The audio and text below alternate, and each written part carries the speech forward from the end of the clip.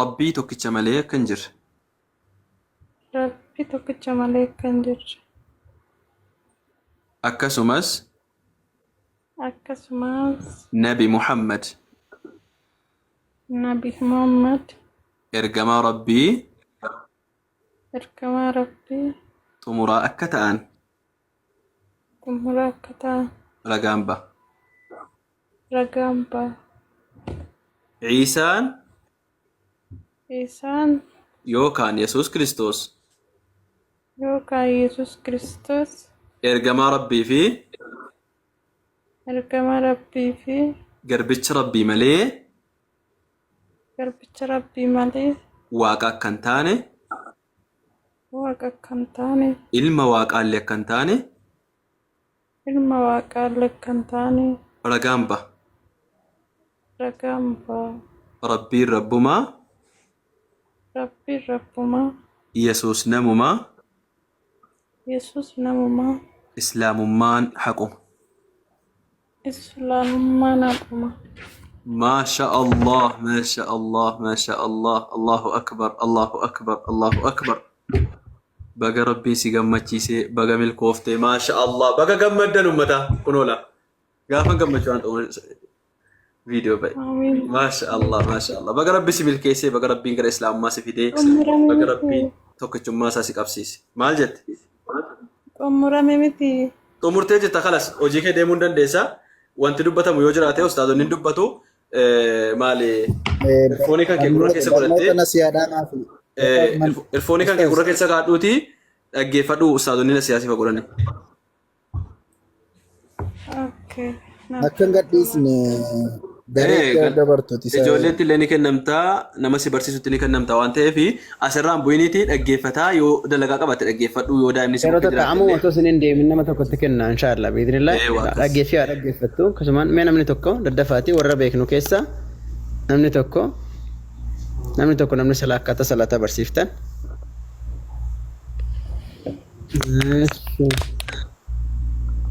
Namni tokko namni akkaataa salaataa barsiiftan shamarran keessa asmaa seeni asmaa wallaa harkisaa yaadamaa.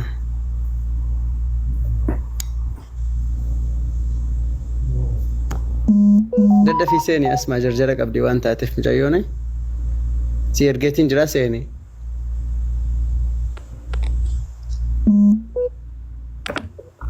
Eeywa seenaa mucayyoo asmaa jettu kan argitaame kan amma seente kan follow godhiin. Okay. Follow godhiitii lakkoofsa kee ergii fi isiin akkaataa salaataa si barsiistu achi booda immoo gareetti si dabalti tore. Okay. Galatooma. Asmaa follow godhatilleen follow godhiitii keessaan dubbisi. Okay. Xumurame. Tole asmaa. Deemuu dandeessa eerfoonii keetiin dhaggeeffachaa itti fufaa dalagaa ariitii qabdaa seenaa. Dhugaa amma maatiin kuduraan. Eeyyuu halas yoo sitti mijanne bahuu dandeessa garuu yoo sitti mijatee eerfoonii kan kee gurra keessa godhadhuuti waan dubbatamu dhaggeeffachaa hojii kee hojjechuu dandeessa yoo sitti mijanne immoo bahii ofii keetii yoo asmaan si irraanfattee jette bahii isee dubbisiitii lakkoofsa kee kaa'iifiitii eenyu jedhu asmaatis amaanaa guddaa ofitti fuutee jirta. Wanti kun amaanaadha. Ijoolleen keenya ijoolleen gaafa namni shahaadaa qabatu isheetti kennamaa jiranu amaanaadha. Amaanaa jabeessaati egaa kuni isiniifis qooda guddaadha. Qooda guddaadha. Namni seenaa deemi haa dubbatanii deemi. deemi seenaa deemuu dandeessa. Deemi waan booda si rakkisu. Maqaanis rakkoon qabu yaa jamaa dhiisaa maqaa. Waan islaamummaa keessatti waan rabbi isin laafisen qooda keessan bahadhaa. Barsiisaanii waan rabbi isin barsiise barsiisaa. Yoo jarrillee jalqaba kana jarrii xiqqoosee waan itti jabaatu fakkaatee yookaan ammoo waan jala yaaddessu waan itti ulfaatu jalatti fakkaatee amma mucaan tokko na gaafachaa turte kanneen gadda jumaa shahaadaa qabsiise jechuudha. Salaanni faan amma fakkeenyaaf barsiisaa salaanni akka irraan hir'ifamne sa'aatii kamiin akka salaatamu jalqaba kana immoo salaata kana keessaa dirqama waa hunda guutanii akka keenya jechuu qabu osoo hin taane suuta quraanallee suutumaan faatihaallee suutumaan akka jari baratan godhaati laaffisaa fi inshaallah rabbiin islaamummaa amrii laafaa rabbiin nu godhe waan ta'eef islaamummaa keessatti rabbis ni laaffisa. Warra deddeebinee isinitti himnaa ijoolleen keenya ijoolleen shamaraa irra hedduun kan shahaadaa qabatu yeroo baay'ee jira waan ta'eef hordofaa warri dhiiraas illee ijoollee shahaadaa qabatan hordofaati gahee keessan baadhaa islaamummaa keessatti waan rabbi nu laaffiseen gahee keenya haa baannu jajjabeessaanii rabbiin tabaata jaraaf haa kennu rabbi jara gad haa dhaabu qaroomeera ummanni hubateera alhamdulillahi rabbil alamin maaliif jennaan yoo ol ba'ee muggunne inni ol ba'ee muggunne illee kunoo jala taa'ee dhugaan eessa jirti eenyutu dubbii dhugaa dubbataa jira amantii kamtuu amantii haqaati amantii kamtuu amantii ragaati amantii kamtuu amantii qajeelaadha waan jedhu dhaloonni adda baafataa jira hin tuffatinaa waan asirraa guyyaan haasa'amu tasan tuffatinaa inni dhufee falmiidhaaf dhufee mormiidhaaf dhufee jibbaadhaaf dhufee jedhullee rabbiin guyyaa tokko qajeelchaatu mala inni as jala taa'ee koomentii barreessullee ilaala baay'ee tokkoon jibbaa turee jette seenaan koomentiidhaan illee arrabsaan turee jette amma dhugaan naa galee jette alhamdulillah rabbil alamin nuti kan nuti barbaannu isa kana sinii galee har'a dhufee immoo har'a namni tokko imaanni fuudhamee qofa isaa keessan kaa'amu abadan ergamaa rabbiitiin sallallahu alaihi wasallam ittiin lolaa turanii ajjeesuudhaaf barbaadaa turaniitu sahaabonni kan jarri amanaa turan jalqaba irratti waan haaraa wayii waan biyya diigu wayii waan nabi Muhammad sallallahu alaihi wasallam fidanii dhufan itti fakkaachaa ture mormaa turanii dura dhaabbataa turan laakiin booda keessa wantichi waan dukkana keessaa gama ifaatti nama baasu gabrummaa jira gara bilisummaatti waan nama baasu ta'uu isaa gaafa hubatanuu rasuula rabbii sallallahu alaihi wasallam irratti lubbuu ofii kennuu sadarkaa gahan ummootaan deebi'anii jechuudha. Kanaafuu rabbiin sabrii nuuf haa kennu obsa nuuf haa kennu nama barsiisuun illee obsa nama gaafataa rabbiin sabrii sinaaf haa kennuuti jajjabaadha waan rabbi nu barsiise haa barsiifnu faatihaa nama barsiisuun tuffatinaayi sinii galee aliifii nama barsiisuun tuffatinaayi tawaaba guddaa sinii qabaa waan booda keessanii yoo sin duutanii jettan illee sadaqaan jaariyaa ta'e sinii yaa'udha waan ta'eedhaafi akkasii inshaallah mee Abu Talhaa Abbaa Caalii dubbadha kiristaanii yoo jiraate immoo olgashaa. Akkan taane waaqayyo akkan dhalanne akka nama hin fakkaanne homtinuu takka ijaan kan isan argine akka ta'e waaqayyo akka hin rafne akka hin mugne akka hin dadhabne waaqa tokkicha akka ta'e hubatteertaa? Maarree beekamaadha nu. Ayyee ergamtoonni rabbiis illee ergamaadha malee ergamtoota jedhamu malee waaqayyoolii hin jedhamanii hin waaqeffamanii rabbii wajjin jettee hubatteertaa?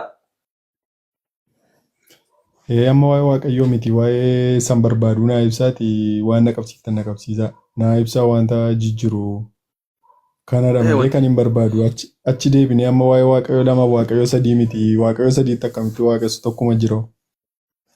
Gadi namaatu beekta kiristaanonni kunoo nama akka isaaniidha nama bar daa'ima ta'ee guddatee nyaatee dhugee rafee dadhabee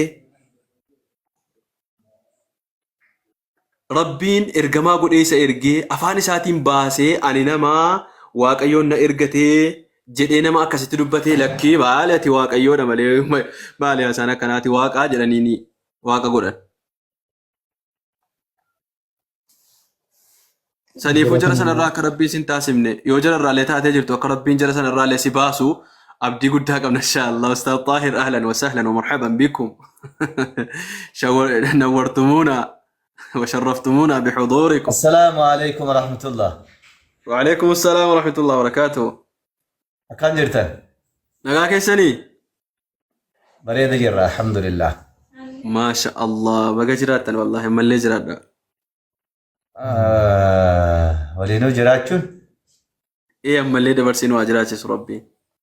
إيه طيب بريدة. ولي جراتشو ولي بجراتشو والبرا جراتشو. أكاسي. Akkam nagaa jirtanii sunundi keessanuu fayyaadha.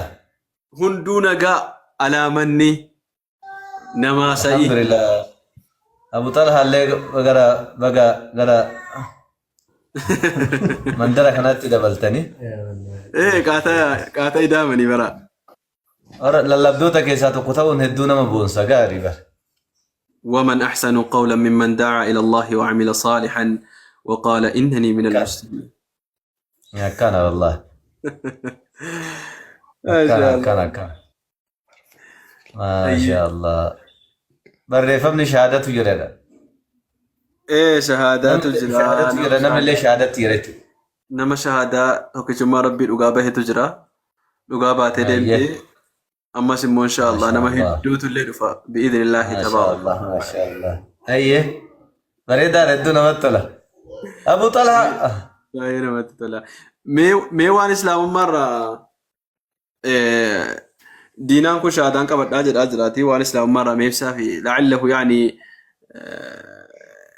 يحتاج أن يوضح له ويريد أن يغشنا ممكن أيه نحن نعرف الغش nama والحذر shaadaa من qabachuu barbaadu nama shaadaa qabachuu barbaadu shaadama qabsiisuudha nama baradha jedhu dhugaa keessa. barsiisuudha nama hin barbaadu jedhu immoo itti himuudha malee itti hidhuu miti akkasuma ka Akkas. qalbiin banaa karaan banaa qalbiin cufaa